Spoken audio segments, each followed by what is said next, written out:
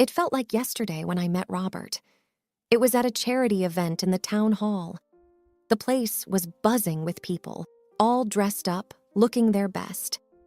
I was there because I felt like I needed to be part of the community after moving to the town only a few months ago.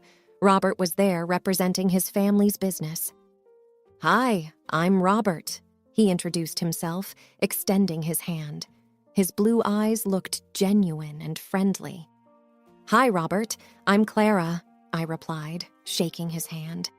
We chatted about everything under the sun, from our childhood memories to our favorite movies. I found out that he had grown up in this town and had a family business here. I told him about my parents and how I lost them when I was just a kid.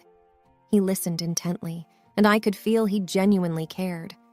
"I'm so sorry about your parents," he said sincerely. "It must have been tough growing up without them." "It was," I admitted, "but their love always remained with me. Plus, I inherited a good amount from my father. It helps me remember them." As the night progressed, we found ourselves more and more engrossed in our conversation, completely oblivious to the hustle and bustle around us. Before we knew it, the event was wrapping up. "Would you like to grab a coffee sometime?" Robert asked, a hint of nervousness in his voice. "I'd love to," I replied, smiling. Our coffee dates turned into dinner dates, and before we knew it, we were planning our wedding. It all happened so fast. I was 27, with an inheritance from my parents and a heart full of hope. Robert was everything I had ever wanted, or so I thought. After the wedding, I was introduced to his family. His dad, Mr. Lawson, was a gentle and warm man. The first time we met, he gave me a big hug and said, "Welcome to the family, dear. I hope you find all the happiness you deserve." Mrs. Lawson, on the other hand, was a stark contrast. She looked me up and down, her eyes cold and calculating. "I hope you know what you're getting into, marrying into our family," she said with a thinly veiled warning. Robert jumped in, trying to ease the tension. "Mom, be nice. Clara is my wife now, and I expect everyone to treat her with respect." In those early days, I tried to focus on the positive. I was in love, and I was hopeful that things would get better with time. Little did I know the roller coaster of events that awaited me in the next few chapters of my life. Several months into our marriage, things seemed to be going well. Robert and I had settled into a rhythm. We would often take evening walks, discussing our plans for the future. Our home was a cozy space that we both loved. One morning, I woke up feeling a little off. I was nauseous and had a strange feeling in my stomach. A few days later, the realization hit me. Could I be pregnant? I quickly bought a pregnancy test, and to my shock, it came out positive. I was flooded with a mix of emotions. While I was excited about the possibility of becoming a mother, I was also nervous about how Robert would react, especially considering his mom's clear disdain for me. That evening, after dinner, I decided to share the news. "Robert," I began, taking a deep breath, "I have something to tell you. I'm pregnant." He looked at me, and for a moment, his face was unreadable. Then, to my surprise and hurt, he said, "Is it even mine?" I was taken aback. "What? Of course it is. How can you even ask that?" He looked away, avoiding my gaze. "It's just... I don't know, Clara. Everything happened so fast. Our marriage and now this. I need some time to think." I tried to hold back my tears, feeling a mixture of anger and hurt. "Robert, I never expected this from you. This child is ours, and I hoped you'd be happy." He didn't reply. Instead, he left the room, leaving me alone with my thoughts. The next few weeks were tough. My pregnancy symptoms started to kick in, and Robert's cold behavior didn't help.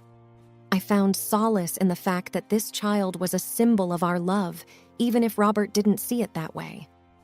One day, Mrs. Lawson came over unannounced. "I heard the news," she said without preamble. "Is it even true?" "Yes, it's true," I replied, trying to maintain my composure. She smirked. You think having this child will solidify your place in this family? You're wrong. I felt a surge of anger. This is my family too now, and this child will be a part of it whether you like it or not. She scoffed. We'll see about that.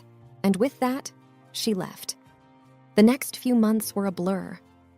I tried to focus on my health and the baby, but the constant tension at home and Robert's doubt wore me down. My only comfort was the small kicks and movements I felt inside me, reminding me that there was a life growing within, waiting to meet the world. But little did I know that the challenges ahead were far greater than what I had already faced. As my pregnancy progressed, it became harder to manage everything on my own. I was constantly nauseous, and even the simplest chores seemed daunting. Robert was indifferent, often coming home late, leaving me to fend for myself. That's when he made the proposal I'd come to regret. Clara, he began one evening, I've been thinking. Since you're finding it hard to manage things here, and my parents' house is much bigger with help available, maybe we should move there for a while, until the baby arrives. I was hesitant. Mrs. Lawson's attitude towards me was clear, but at the same time, I felt weak and overwhelmed. I don't know, Robert. Your mom hasn't exactly been welcoming. He looked at me, trying to reassure. It's a big house, Clara. We won't even cross paths much, and Dad will be there. You know he likes you. In my vulnerable state, I agreed, thinking it might be for the best. Moving into the Lawsons' residence was an eye-opener. It was a grand house, reflecting the years of prosperity the family enjoyed, but with its grandeur came coldness. The vast hallways echoed with silence, the huge rooms felt devoid of warmth. The only solace came from Mr. Lawson. Welcome, Clara, he said with a kind smile, giving me a comforting pat on the back. Don't worry about anything here. Consider this place your home. But the peace was short-lived. Mrs. Lawson's digs and snide remarks were a daily ordeal. She would comment on everything, from the food I ate to the clothes I wore. One day, when I was in the kitchen trying to make myself a sandwich, she walked in, her eyes scanning me up and down. You sure you should be eating that? She commented, looking at the sandwich. I took a deep breath. I think I know what's best for me and my baby. She smirked. Well, if it is even your baby. I felt my anger rise but held it in check. It's Robert's baby, and I wish you'd stop implying otherwise. She just laughed, a cold sound that echoed in the large kitchen. Time will tell, dear. Time will tell. Days turned into weeks. Each day was harder than the last. The house felt like a prison. Robert was always out, and when he was home, he was distant. The baby inside me was my only comfort, reminding me that there was a reason for enduring all this. One evening, as I was sitting in the living room trying to read, Robert stormed in, a frown on his face. Clara, I heard you've been talking back to my mom. I looked up, surprised. She has been nothing but rude to me, Robert. What do you expect? He shook his head. This is her house. You need to respect that. I felt tears forming. I thought it was our house too, but every day it feels like I'm walking on eggshells. He didn't say anything, just turned and left the room. I sat there, feeling more alone than ever. As the days passed, the cold shadows of the house seemed to close in on me. But I held on, hoping for better days, not realizing that the worst was yet to come. Fall had settled in, and the leaves outside had started their gradual transformation to a vibrant mix of red and gold. The wind carried with it a sharp chill, heralding the coming winter. But inside the house, the atmosphere was even colder. One evening, after a particularly tiring day, the baby wouldn't stop crying. He was restless, and I tried every trick in the book to calm him down. Mrs. Lawson, evidently irritated by the cries, barged into the room. Why can't you keep that child quiet? It's unbearable. Holding my crying son, I replied tiredly. "He's just a baby, Mrs. Lawson. They cry sometimes." She scoffed. "Well, maybe if you were a better mother." "Enough of this," I retorted, fed up. "I'm trying my best here. I don't need your constant criticisms." Her face went scarlet with anger. "You have some nerve talking back to me in my own house." The commotion drew Robert in. "What's going on?" "Your wife seems to think she can disrespect me under my own roof," Mrs. Lawson spat. Robert glanced at me, annoyance evident in his eyes. "Clara, just take the baby to our room." Standing my ground, I replied, "Robert, this is our home too. I won't be bullied into hiding." He took a deep breath, his patience clearly running thin. "Clara, just do as I say." When I didn't move, Mrs. Lawson sneered, "If you can't follow the rules, maybe you should leave." Robert, to my shock, nodded in agreement. "Maybe you should." Stunned, I replied, "You can't be serious." His face hardening, Robert stepped forward. "If you won't go to our room, then maybe you should leave the house." "You're throwing me out?" I asked, voice shaky with disbelief. Robert didn't answer. Instead, he moved closer, took hold of my arm, and began pulling me towards the door.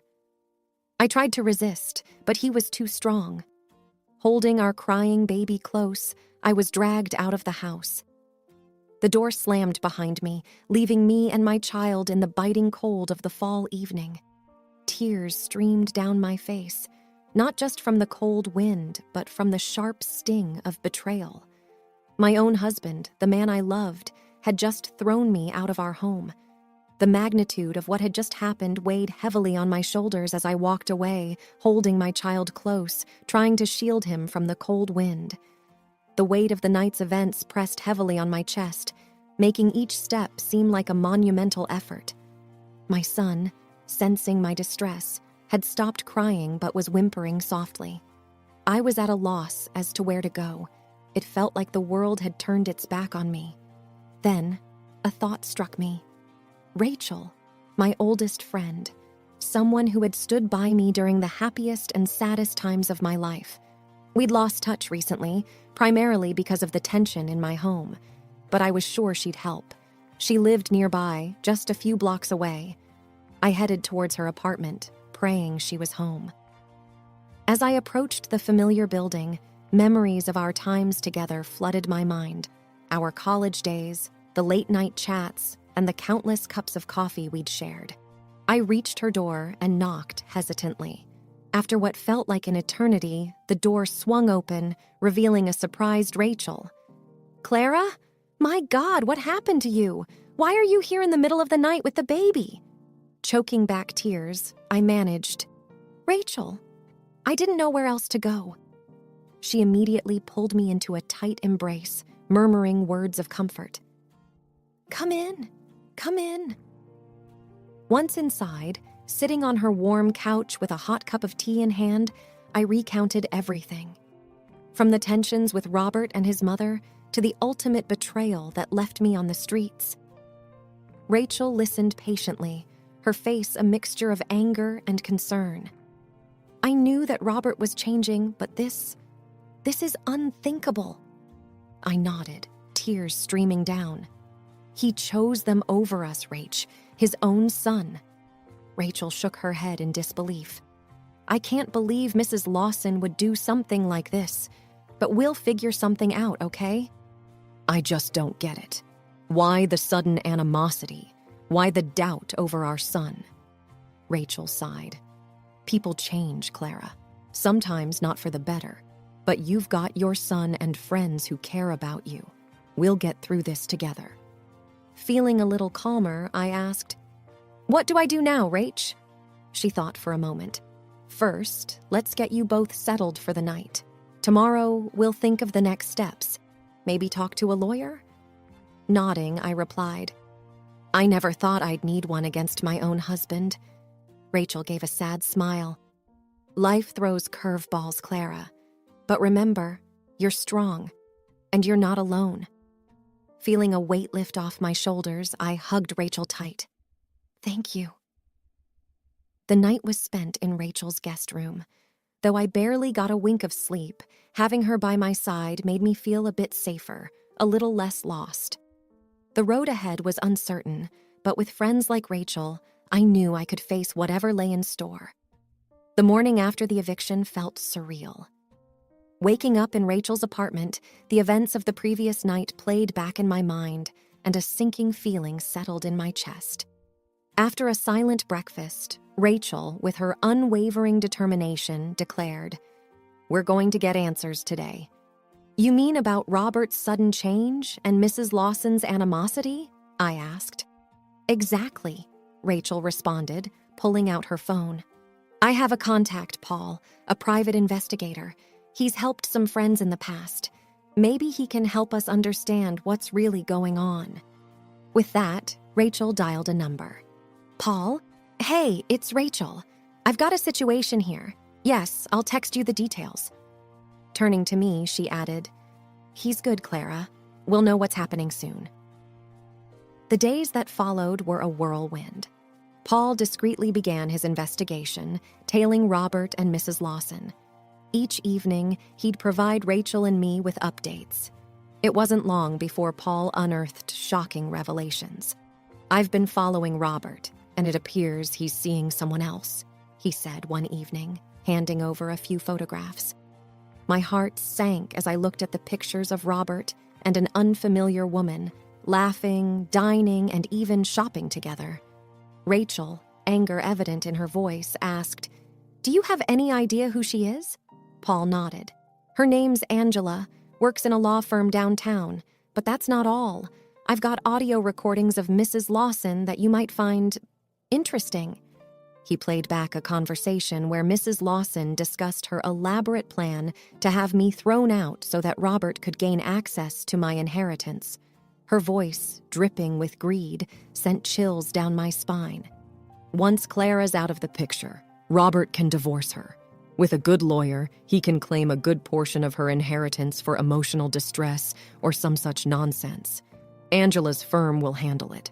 Our boy deserves that money more than she does." I sat in stunned silence. It all made a cruel kind of sense now. Robert's doubts about our son's paternity, the constant harassment, it was all part of a twisted scheme. Rachel, seething with anger, declared, "We're taking this to the police, and you're getting a lawyer, Clara. We'll fight them." Paul nodded. "I've got more recordings and photos. It's concrete evidence." While the truth was a bitter pill to swallow, knowing it gave me a renewed sense of purpose. No longer would I be the victim. With evidence in hand and Rachel by my side, I was ready to confront Robert and Mrs. Lawson and reclaim not just my inheritance, but my dignity and peace of mind. The chapter of betrayal in my life was about to be closed, and I was determined to ensure justice was served. With the evidence in hand and my resolve firm, it was time to confront my soon-to-be ex-husband and his conniving mother. I decided to go to their house, the house I once called home. Rachel insisted on accompanying me, a pillar of strength and support. As we approached the house, my heart raced, but not from fear. It was anger, determination, and the desire to close this traumatic chapter in my life. We rang the doorbell, and Mrs. Lawson answered, feigning surprise. "Clara, what brings you here?" Without mincing words, I replied, "You know why I'm here." Robert appeared from the living room, looking rather uneasy. "Clara," he began, but I cut him off. "No, Robert, it's my turn to talk. We know everything." I held up the photos and the transcripts of the recordings. Mrs. Lawson's face turned pale while Robert looked like he'd been caught red-handed. "How did you—" "Doesn't matter how," Rachel interrupted. "What matters is that you both have been exposed." I took a deep breath, finding my voice. "You thought you could play with my life? You thought you could get rid of me and take everything I've inherited from my parents?" Robert tried to speak. "Clara, No," I shot back. "I gave you everything. My love, my trust, and all you gave back were lies and betrayal. Your affair with Angela, your scheming with your mother to get your hands on my inheritance, you won't get a single cent." Mrs. Lawson, always the instigator, tried to salvage the situation. "Clara, dear, let's discuss this calmly. Maybe there's been a misunderstanding." I scoffed. "Misunderstanding? I've heard your conversations. You orchestrated this entire sham, making Robert doubt our child and pushing me out. And for what? Money? How low can you stoop?" Rachel stepped forward. "We've already spoken to the police, Mrs. Lawson, and Clara has a lawyer. You won't escape this." As we walked away, I felt a weight lift off my shoulders. Confronting them had been cathartic. While the journey ahead would be long and challenging, I was ready to rebuild my life, free from the shackles of deceit and betrayal. The courtroom was filled with tense energy, a battleground of truth against deceit, the place where my long-awaited vindication would finally occur. My attorney presented our first piece of evidence, the results of the paternity test that unequivocally proved Robert was indeed the father of my child. The judge reviewed it, casting a stern look at Robert. "Do you have anything to say?" Robert looked down, unable to meet anyone's gaze. "No, Your Honor." Next, we presented the DNA results that would shatter the very foundation of the Lawson family. "Your Honor," my attorney began, "these results indicate that Mr. Robert Lawson is not biologically related to Mr. Richard Lawson." The courtroom went silent. All eyes turned to Mrs. Lawson, her usual confident demeanor replaced with a deer-in-headlights expression. Richard, who had been sitting with a stoic face, looked at his wife with disbelief. You lied to me all these years?"